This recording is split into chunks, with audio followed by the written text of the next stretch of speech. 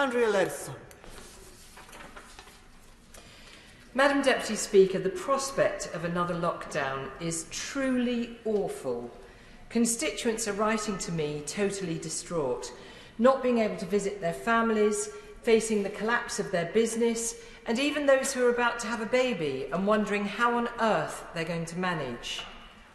If the government has properly assessed the harm to all our citizens, to the nation's mental and economic health, and still concluded that COVID is a bigger threat than all the unemployment, all the lost dreams, all the health issues going undiagnosed, all the loneliness and the depression, then this time let's do it smarter and let's do it with compassion. I want to make a few short points. First, we learnt in the first lockdown that general support for businesses is a good thing. But now we also know that there are those in certain key business sectors that have been all but destroyed by the lockdown. Hospitality businesses, weddings and events organisers, exhibitions, merchandising companies, festival events organisers, in fact anyone who depends on large gatherings. So whilst Whitehall departments have distributed welcome support across the economy, we now need more targeted support for those businesses that can be saved in the longer term, and frankly, a tough conversation where they can't. Second, we need to support businesses to adapt to the new reality.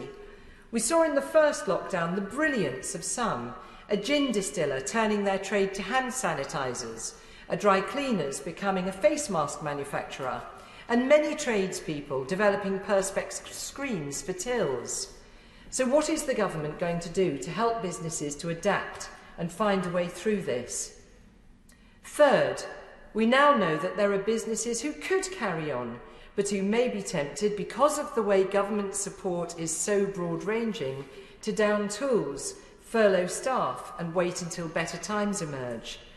The taxpayer should support businesses to get through this, not those who are choosing to sit out the lockdown, leaving staff at home worrying when they could be out working. So overall, my first plea to the government is to target support for business during this new lockdown in a smart way. Madam Deputy Speaker, turning to how we implement the lockdown, my second plea to the government is to do it in a compassionate way. In the first lockdown, we all took the science at face value.